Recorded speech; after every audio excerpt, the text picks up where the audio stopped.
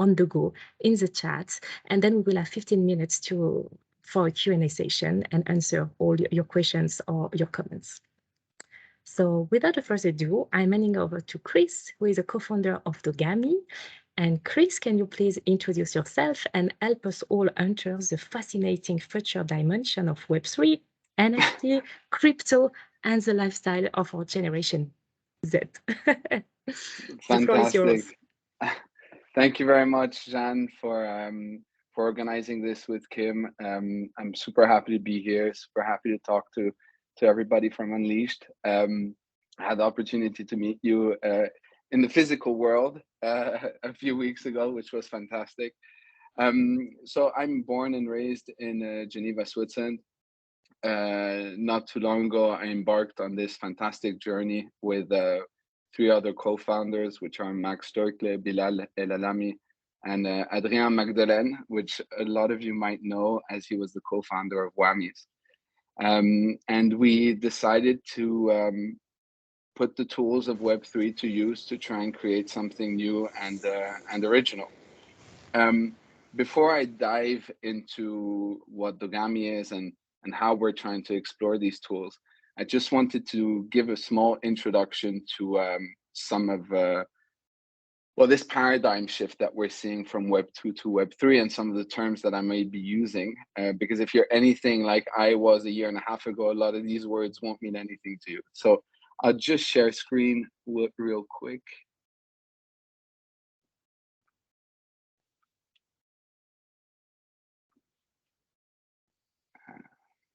Sorry, too many windows open at the same time. Okay. Is that visible to everyone, Jeanne? Yeah, all good. Okay, fantastic. Thank you. So Web3, what? Right, I think that's kind of the big question that everybody has is, what does it mean exactly? So if we look back a little bit at Web 1, Web 1 was the first iteration of the internet as we know it today. So it was information that was delivered to us, with which we had almost no interaction. We could only read, so it was the intel of information more than anything else. Then our kind of present era, which we've been living for the past 10 years approximately, is Web 2, which allowed for social media to happen, but also the public to blog, creators to be able to show and tell, allowed for media to happen, and that's highly user driven. And what we're seeing, which is kind of imminent, is this move to Web 3, which is on the foundations of blockchain. So if we were to visualize what blockchain is, it's as if we had this this chain with little locks, and every time a user has an interaction, then there's a digital ledger that kind of writes information on that chain, and then somebody else, and then somebody else. What this allows for is a lot of transparency in the way that we do things, but also keeping kind of a record of all the interactions that there has been in the past. So Web3 is basically something that's user generated, in which us, in terms of the user, can create new content in ways that's easily shareable, but in which we are owners of that content. So we can take that content from one place to another, and then we can sell it if we desire to sell it. So whether it's a piece of art or avatars, usually it's through the form of an NFT, and all this in a decentralized manner. So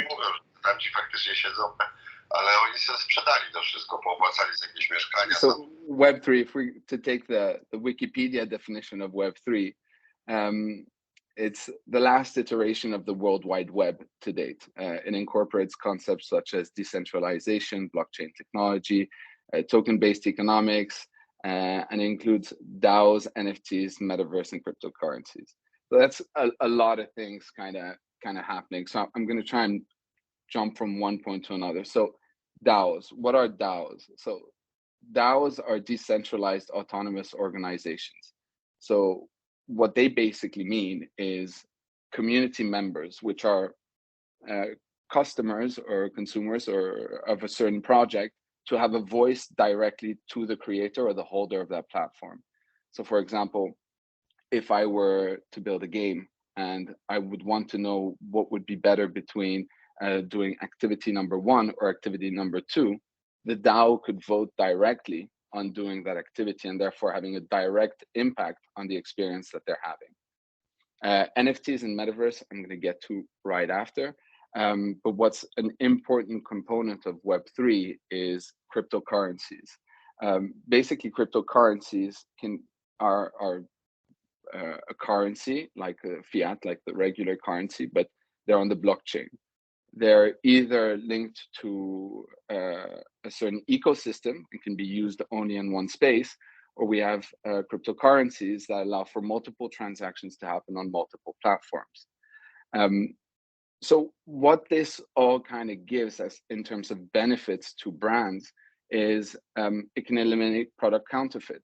For example, if Rolex tomorrow were to ship out all their watches with a QR code on the case back that you'd be able to scan with your phone, and that would be linked to the blockchain, we would know exactly who owned that watch at what point in time, effectively kind of eliminating the gray market.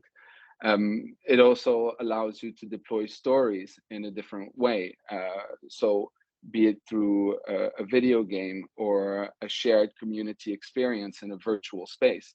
So all these tools that we're getting from Web3 kind of gives you a more immersive experience with the brand, with the consumer, compared to what we have with internet today. So NFTs and Metaverse, what do they mean? So an NFT is a non-fungible token.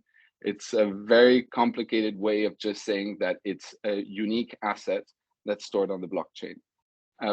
So to compare what is fungible and non-fungible, so if I give somebody 5 $1 bills and they give me 1 $5 bill, that's fungible. We are in agreement that both of the assets on each side have the same value and therefore are fungible. What is non-fungible, for example, my house is non-fungible.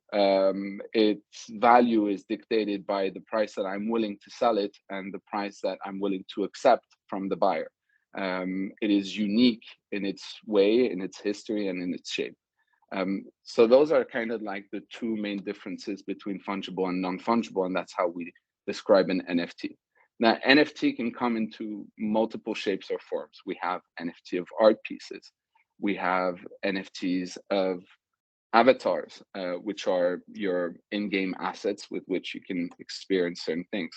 But also they can represent identity. So we're seeing more and more of what we call PFP, which are these representations of the Bored Apes or doodles, for example, or visual representations of who you are in a certain virtual location. If you want to be something else than yourself, and or to be recognized for being for having an asset of very high value, for example. So how does that tie into the metaverse? NFTs are important if you want to be able to access a metaverse. Most of the time, you would require NFT of an avatar to go in a metaverse. Now, what's a metaverse? A metaverse is a virtual location for like-minded individuals to share, to interact, to communicate, and to experiencing. In a metaverse, we're able to do much more things that we're able to do, for example, on social media today. We can work in a metaverse. We can be a DJ. We can work in a casino.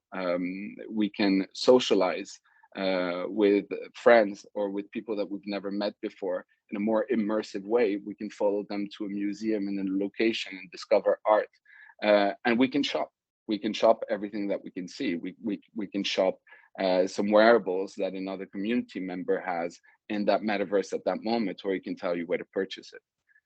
So basically what the metaverse is a, is a immersive space where we can develop a lot of experiences as a brand, but also as an individual and as a user, because it allows for user-generated content as well.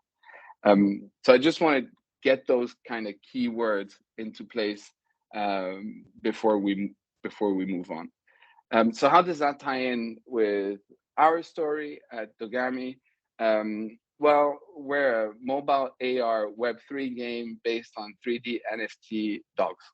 So a lot of the words we've been talking about before, but ultimately it's very simple. Anybody from the Tamagotchi generation or the Pokemon generation will know exactly what we're talking about. What we're offering is a platform in which we're going to adopt a baby puppy as an NFT, and we're going to raise our puppy in our mobile device, both virtually and in augmented reality. That means we're going to use the space and the environment around us as our playground, and that's also how we view the metaverse. So we see it as a overlying layer on our reality that allows for virtual activations to happen. But I'll get into that a little bit later. And Web3 game ties into that digital ownership that we're talking about. So once I adopt my puppy NFT, if somebody wants that puppy NFT, they won't be able to purchase the same exact one. They'll have to purchase another one, or I would be able to sell my puppy on a secondary market, and somebody would be able to purchase it. We're at an interesting crossroad in terms of a business because we're blending a very physical and real life element, which is the popularity of dog ownership, with two very digital things. So mobile gaming and the NFT market. And we're very close to what Sorare is doing. So for people that don't know Sorare, Sorare is a fantasy football game on Web3 in which you purchase players, you create a fantasy football team, and you compete versus other players online in PvP. So the best team wins, and you can either win cards representing football players to the other person or not. We're taking the same angle of that love of football and fantasy football with the love of dogs. So the dogs are really the heart of our experience. When we set off on this journey, obviously we saw a lot of attractiveness to Web3, to the tools in a space that's very new. And that has been associated a lot with opportunism and people jumping on, and there's been a bit of bad buzz about people basically releasing NFTs and there not being an experience after that. So we thought, okay, so what does Dogami look like 5 and 10 years from now? And how can we build a native blockchain brand that allows for both the physical world and the digital world to connect? And so one of the core things that we wanted is to make this a media entertainment company where we would be able to provide adventures, be able to construct a deep narrative in which we're going to be placing the consumer or the NFT holder in the driving seat of their narrative within the Dogami realm. So what we're doing effectively is we're building a joyful and immersive universe that, and I'll explain how in a little bit, will bridge the digital and physical experiences together. There's a little video here, but I'm not sure, Jeanne, if I can play that. I'll give it a try.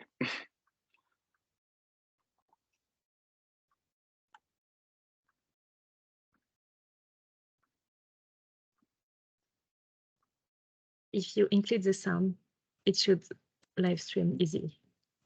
Okay. I think the sound might not work, but this is basically the first trailer that we launched for Dogami, and this is kind of gives you the little bit of the side of this world building exercise and bringing something very digital and fantastic into something that's grounded in the physical bringing light space. into the darkness. For time immemorial, our four-legged companions have secretly answered the call, bounding across untold universes in times of greatest need.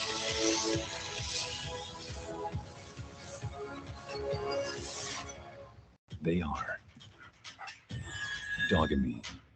Adopt a companion and form lifelong bonds. Raise your new friend, evolving together. Earn some serious treats along the way. Dogami. Welcome to the Petaverse.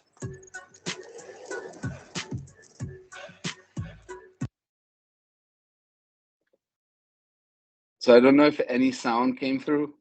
Yeah, absolutely. The sound worked. Okay, fantastic. So I'll go back to the presentation.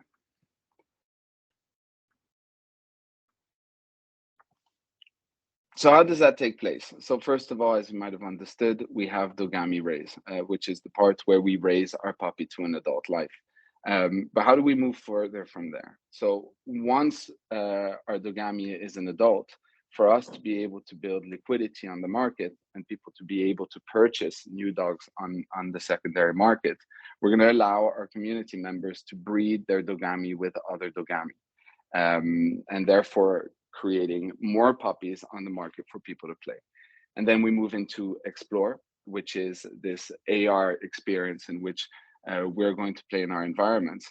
And the most exciting part for us is the Petaverse. So the Petaverse is actually a tool. It's a tool in which we're going to give community members and publishers and developers the reins to create their own content in Explore and therefore get rewards for the content that they're creating. So, for example, if Jeanne was to create a new gaming experience over around Unleashed in the Petaverse, she would get revenues from the amount of people playing in the Unleashed experience within the Petaverse. And this is something that has not existed to date in the gaming industry, and this is thanks to Web3. If I were to create an experience tomorrow in Minecraft, that experience and that content lives only in Minecraft, and I would see no rewards from the experience that I'm creating. So what we're trying to do is bring a paradigm shift where creators are receiving rewards for the time spent building experiences for other community members. So today, Dogami is a Web3 game, which we're capitalizing on three different paradigm shifts: true ownership, so ownership of your digital assets and the ability to sell them at any times. Also, rewards by the user-generated content, so you creating experiences in the world, and also AR gaming. And AR gaming is very interesting because if you walk in the streets, you take the train or the plane, you see everybody with their head down, looking down into their phone, doing whatever experiences they are. And playing in AR allows you to lift up into the world and interact with the physical world and with things that are happening around you in a park, meet other dog owners during a specific activation for dog owners in a dog park in London, for example. So this is the exciting part of developing on Web3, being able to allow these things to finally happen. What we are tomorrow and our long-term vision is to transform Dogami into an international cross-media brand. And this is where the media and entertainment comes to, is how do you give more experiences and bridge the different medias that are available, is by building this deep narrative and developing characters and unique environments with which even myself as a consumer, I can fall in love with and generate an emotional connection, so that if I want to read more stories, I can go into developing comic books, but in real life events, developing film, TV to further expand the universe, and also consumer products. And the idea of consumer products and what is interesting is we're currently working with a watch partner to develop a Dogami co-branded watch. And that watch will come with a certificate which you will be able to scan with your with your mobile device, and you will retrieve directly an exact digital twin of that timepiece for you to be able to use in game. So you would have your watch, your Dogami would have his watch. And the idea is to always tie utility to the digital twin. And therefore, what we're allowing the watch to do in game is to reduce the time it takes to recharge to do certain activities. So to recap, what we're doing is we're building two things in parallel, one which is completely digital and one which is a mix between digital and physical. And that's building a gaming immersive experience in the metaverse that allows for co-branding, sponsorship, in-game accessories, and that is linked to, by the NFT, to an IP and media entertainment brand that allows for in real life events and activations, licensing, fashion, toys, TV, film, to further deepen the fan-centric experience that we might have. I grew up as a Marvel Comics fan and a film fan, and I know that I want to collect as much digitally as physically. And if we can bridge that thanks to our NFTs, we're effectively connecting both spaces together. So our strength, I think our biggest value proposition is dogs. So we're currently building 300 different breeds, which are based on real breeds, and we're working with two breeding experts, thanks to Adrien Magdalene and his connection in the pet industry, to make them as accurate as possible while still keeping somewhat of an identity. And what's interesting with these assets is that they're game assets. So you're not buying a 2D picture, you're buying an asset that's ready for usage in different experiences right away.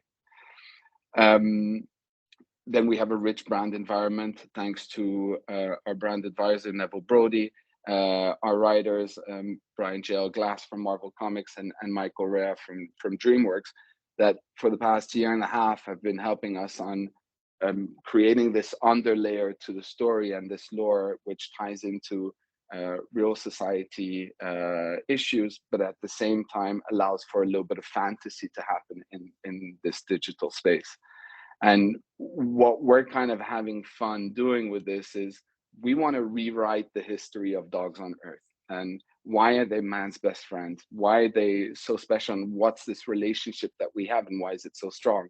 And we hope that the narrative that we're building and the fantasy element that we're bringing inside of it will be a nice thing to explore. In terms of a demographic, what we're seeing a lot in Web3 is that a lot of the audience members are above 18 years old. That's linked as well to the fact that there are cryptocurrencies involved. But the majority of the audience, same with our project, is between 80 to 44 years old.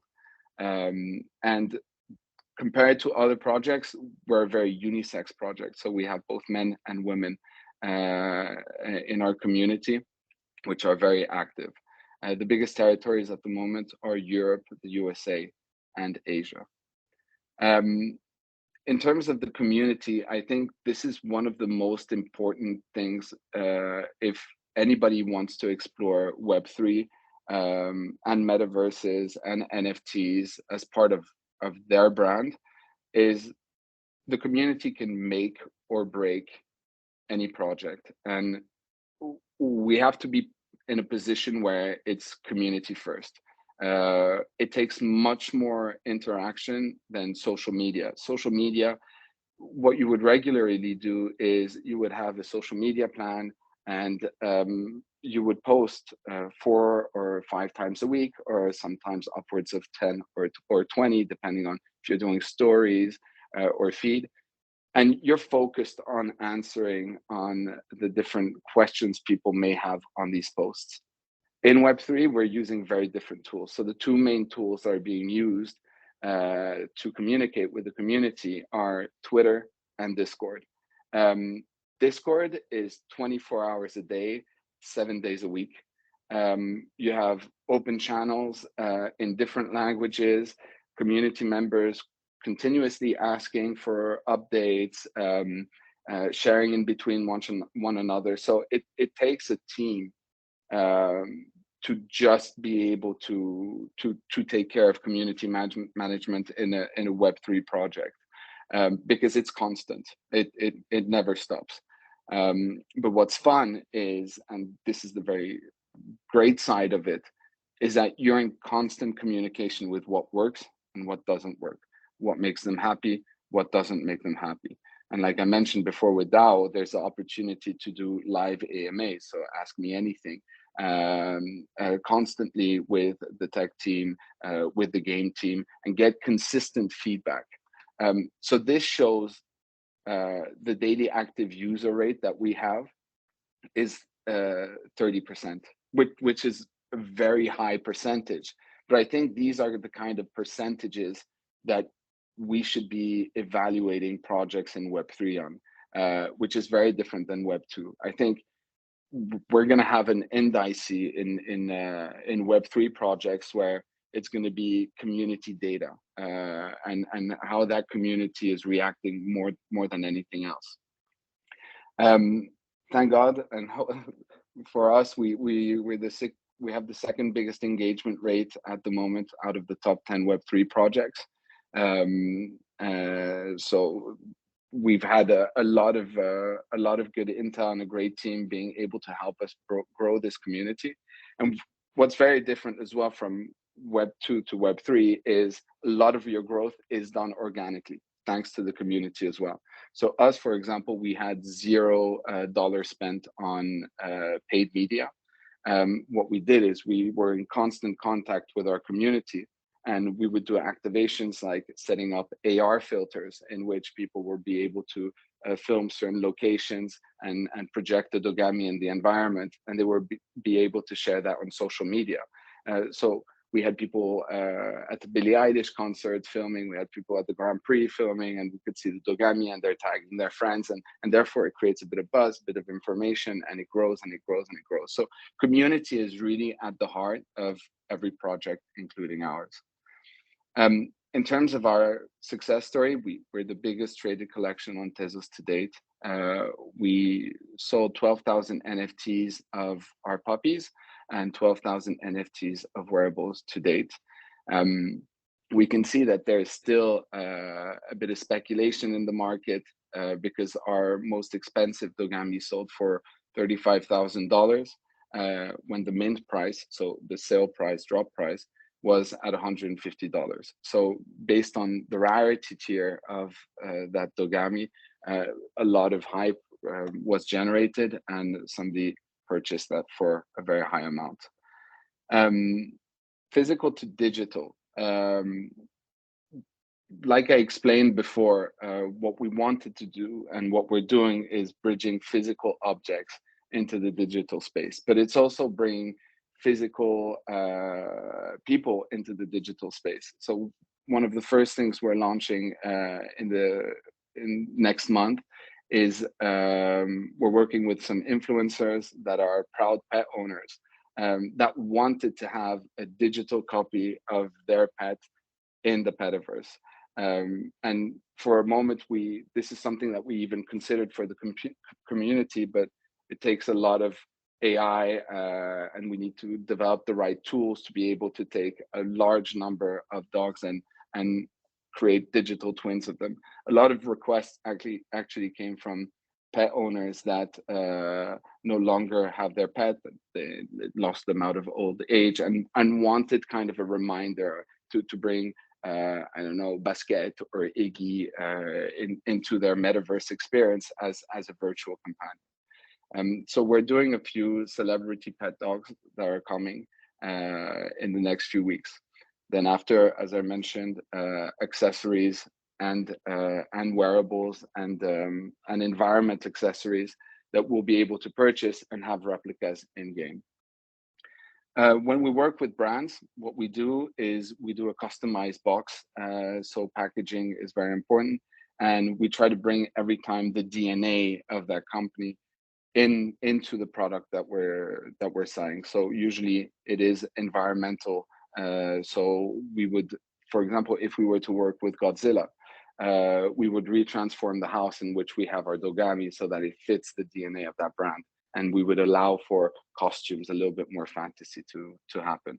In terms of in real life events, what's great with blockchain and its transparency is it really facilitates the way that we do donations.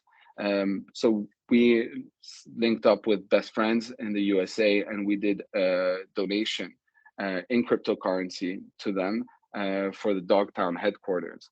And what's great is that you will be able to track the use of those funds, and community members can do that as well, and that they can proofread what exactly was done, how much it was donated, and how it's going to be used. I think this is a great way that we can use Web3 in real life as well.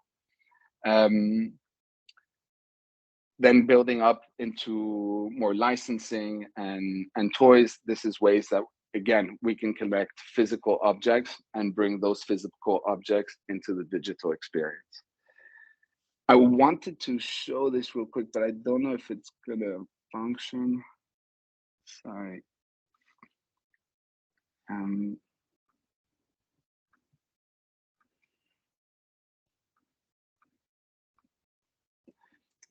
This was a video that we collected of, it's a mashup of community members, and this is where we really see the strength of the community. So whenever you adopt a Dogami, you have an unboxing experience. We thought it was too much of a shame of being in a digital space and saying, okay, we're in digital, so there's no actual physical unboxing happening. But we wanted to be able to maintain that even in the digital space, and the reaction was absolutely amazing, and people all over the world doing their unboxing. Families, friends, couples, as they discovered what breed they had and what rarity they had.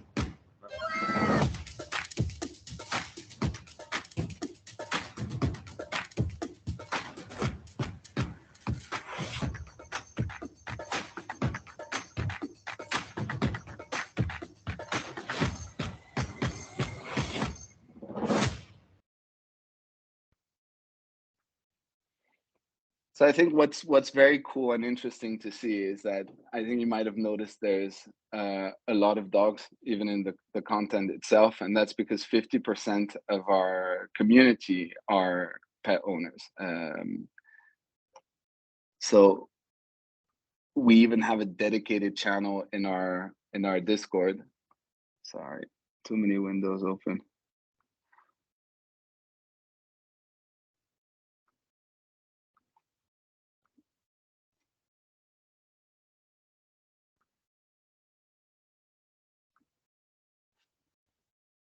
Sorry about that.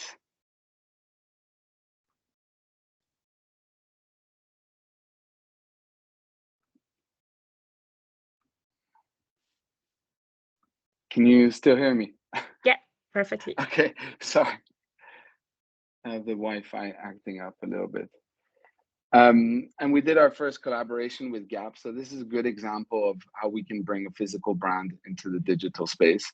So Gap has just launched their pet line in the US. And what we did is we did a little bit of a preview of their pet line coming out. So we created digital replicas of what the pet line would be. And we sold them as NFTs for all the Dogami holders. So effectively, our community members were the first to market when it came to purchasing those Gap accessories. It was a record-breaking sale on our end. We sold all accessories in just over 3.5 hours. It got 200,000 organic impressions on Instagram and Twitter, and our website had 1.3 million requests in a 4-hour window. So an absolutely incredible activation for us, and shows that people want to have access to products that they have in real life, also in the digital space. And I think it's a good kind of proof of concept of that. Funny story, this also got us on the cover of L'Officiel magazine in Italy, France, and in the US. So first time that this centenary fashion and luxury magazine featured not only a virtual asset, but a dog wearing Gap wear. So the different kind of verticals of collaboration that we're exploring with physical brands today are lifestyle fashion, sport, luxury, entertainment, and obviously the pet industry as well. And this can be done through the different manners that I expressed before. So I guess kind of to conclude, what I would say would be the Web3 key takeaways, and why we think at Dogami NFTs and Metaverse are the future is, first of all, it offers an immersive space for community members to interact in a way that we haven't seen before. It places the consumer and the community in the decisive power, in a power position, and allows them to finally have a voice directly to the product makers. One thing that I think that is very important is we need to remember as well that not everybody is Web3 fluent yet. So as you transition from Web2 to Web3, make sure to continue to use your Web2 tools to facilitate that process. It also elevates kind of the consumer experience.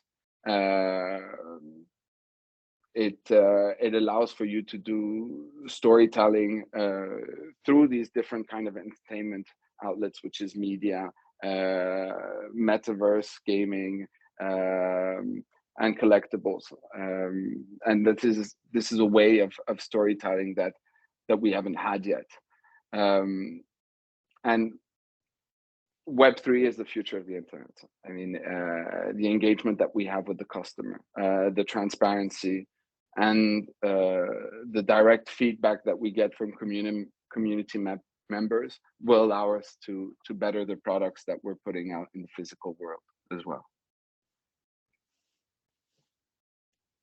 Excellent. Thank you, Kris. My pleasure. Very interesting presentations. See a lot of applause starting.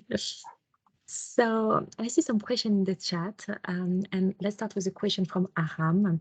So what is the added value of Web3 technologies for achieving the goals of this game? Can't all the features be implemented using Web2 technologies? So what is so specific for Web3 versus Web2? I think there are two main components. Number one is the ownership of digital assets. I think that's only possible thanks to Web3. You being able to purchase your avatar, but sell it, but also earn rewards in cryptocurrencies, is only possible in Web3 today.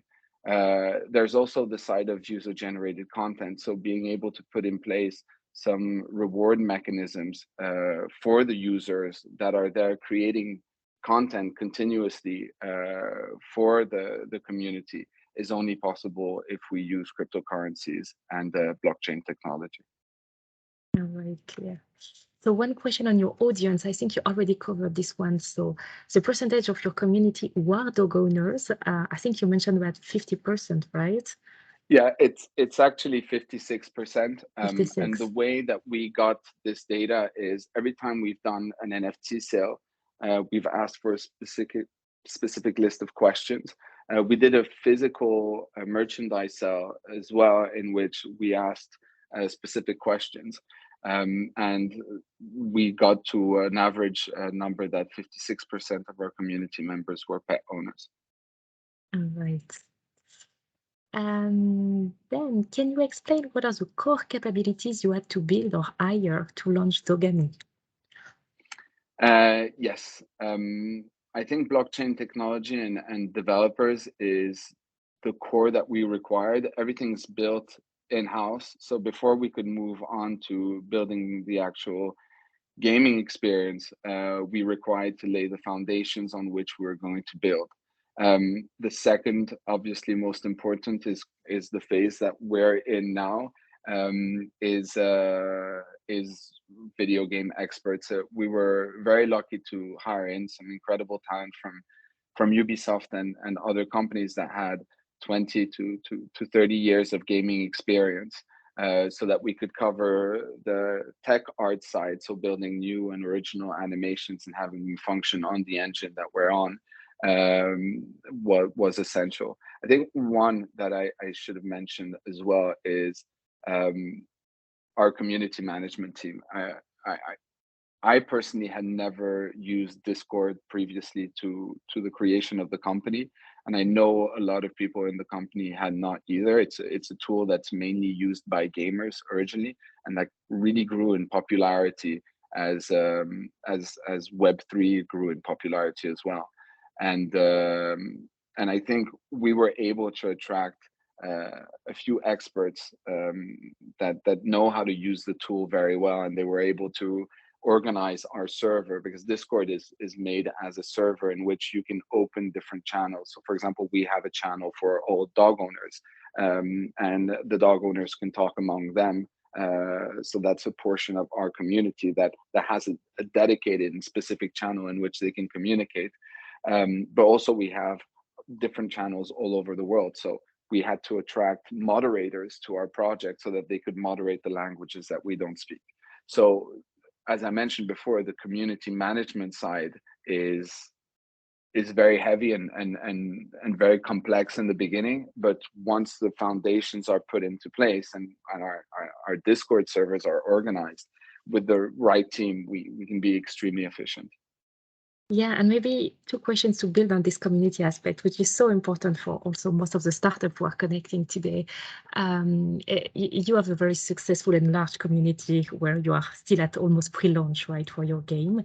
So what would you say is the winning factor for your community? Like, is it really the expert you have recruited? Is it, you know, the link you managed to create thanks to Web3? Because the level of engagement is amazing versus your stage, right? So what are the kind of winning criteria when it comes to community beyond capabilities, of course? I think there are three components. I think the number one component is right time to market. We were incredibly lucky in attracting a team that were curious about the space and wanted to build in the space, but we're also lucky to benefit from an incredible investors pool of individuals that have a lot of experience in the space already. We have Ubisoft that invested, and that generates in itself a lot of noise. We had the co-founders of the Sandbox invest directly, and the Sandbox is probably today the most famous, or at least the most media the most pushed in the media, metaverse that there is currently. And I think the third factor that doesn't come from investors or attracting talent, and where we were extremely lucky in terms of putting the right things into place, is that we made sure that we were always consumer centric. We heard a lot before moving into the project that community was incredibly important, but as soon as we launched, as soon as we opened our Discord, as soon as we started getting feedback from Twitter, we just understood how much it's important actually, and how their voices can actually help you shape your product to what everybody wants to experience when they hear or see Dogami. So I think those were kind of the three biggest criteria. But yes, obviously the right investors, the coverage in media from having these investors, and acquiring the right team was helpful into getting a lot of organic reach in the very beginning. Okay, great. There is a question on your business model. So how Dogami makes money? What is your business model? It's something you did not describe yet. Yep, absolutely. That's a very good question. So there are different phases to the launch of a game. Our main revenue today comes from the sale of the digital assets. Once the game is launched, some of the different channels of revenue will be the physical side, so expanding the brand. But the key revenues in game will be from breeding, from events. So there'll be microtransactions that are linked to certain activities that you can do in game. Either you can earn cryptocurrencies and have, let's say, a circular economy in game, and there's a percentage of royalties that's taken to the pool of revenue and to the company itself. But let's say that there's more of reoccurring revenue streams once the game is launched versus the first revenue stream of NFT sales. And yeah, okay, on the launch.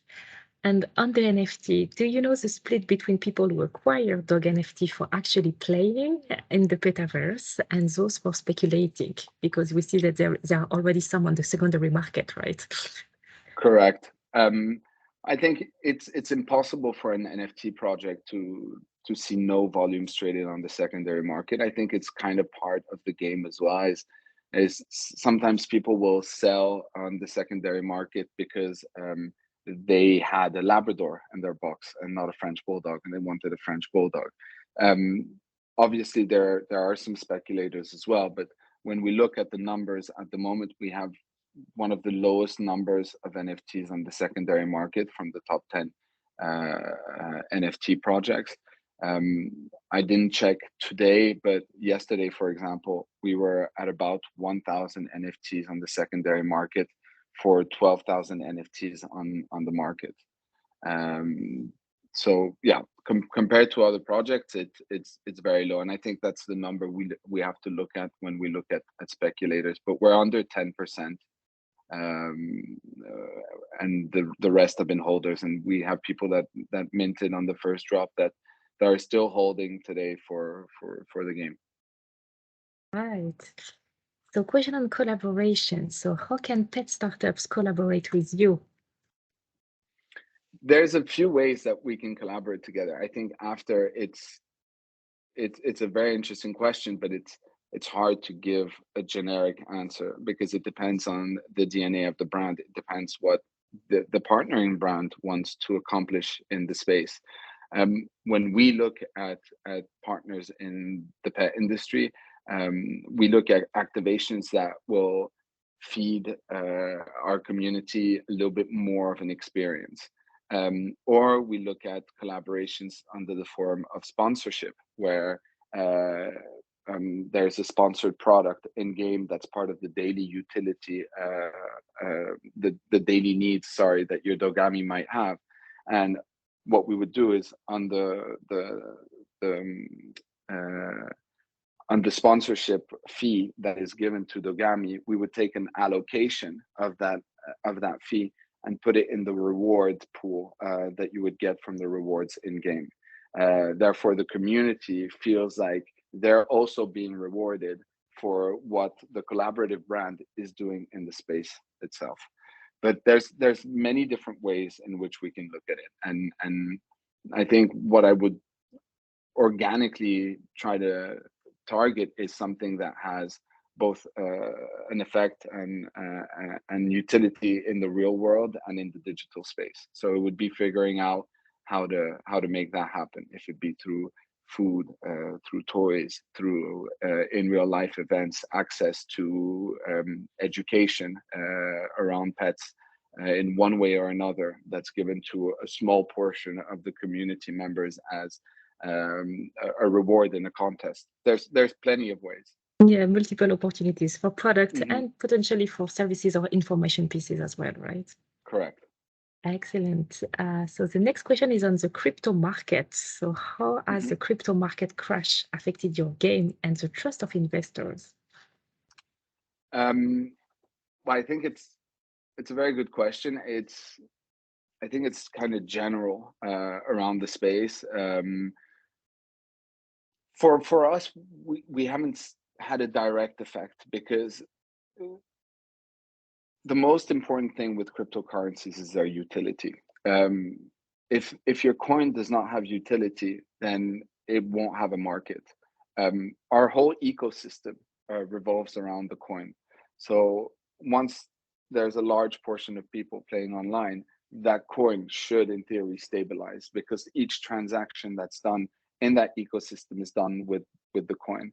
Then obviously there's always going to be effects on the cryptocurrency market, which is, yes, more volatile than fiat currencies, but we're subject to kind of the same that we would be subject if we were a regular physical brand. But right now, being in the early stages of which we are, the effects can be a little bit harder than others. In terms of the investors, I don't think that we haven't had any feedback from them as this being something that scares them. I think usually the investors that invest into the space are usually already invested in a lot of different projects and have more of a global view as to where the space is moving and what's happening.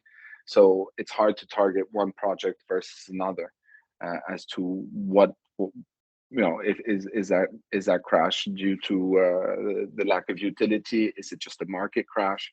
So yeah, not a direct Yeah, effect on us no today. direct effect. Okay.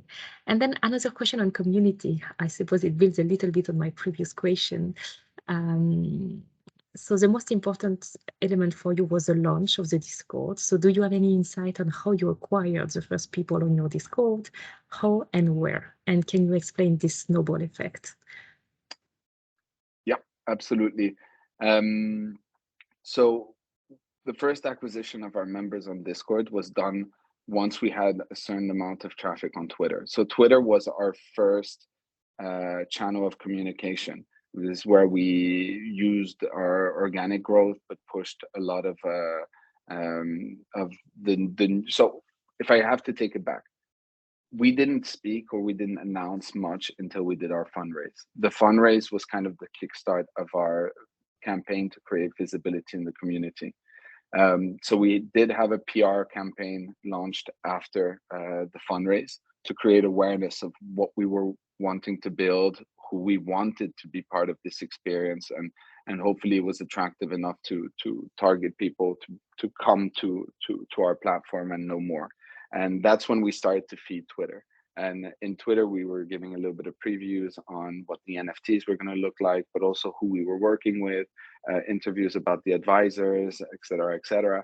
And once we had, let's say, a decent base of followers, we opened our Discord channel. And once we opened the Discord channel, we started to generate small contests in which the winners of these contests were given space on the preferred list, which is the list that allows you to mint. So to give a little bit of an idea, when we drop a new NFT, we have, for example, 4,000 or 8,000 NFTs that are put on sale in the market, and we have a demand of about 100,000 people. So we have to generate a process in which we have community members play mini games and activities in our Discord, and the ones that win these activities are allowed to then come on the mint. And I think this creates a lot of organic growth as well. People reposting their success in that mini game or this mini game, telling other people that they've now been selected on the preferred list, and there's some kind of a hype about that and being able to be there. So community creates community. Yeah, so going back to the importance to have, experts to facilitate your community. All right, I see a last question before we close the session. So you were very successful with fundraising. What was the keys to success? Was it the founders, advisor, technology, etc.? I think it's a mixture of both. We're very lucky to have some founders in the team that have incredible success stories. I think a lot of you might know Adrian's story with Whammies, which was fantastic and still is a phenomenal platform. We were also able to get the interest of some key advisors and key influencers in the space. And by this, I mean Robbie Young, Yatsu from Animoca Brands, Sebastien Borget from The Sandbox, Neville Brody, which is somebody that I find just absolutely phenomenal, which is a branding expert and a professor in communication and has worked across different industries, helping brands develop their image. So yes, I think it is a little bit of everything that allowed us to get to where we are. And obviously, I'm not going to forget the tech side. We have a CTO that was well-informed and well-trained on the Tezos blockchain, which is the blockchain on which we were. It was the first in Europe to create a sale of a physical real estate using the blockchain, so tokenization of a physical structure and signing it through the blockchain. So he has a reputation. Our founders have a great reputation.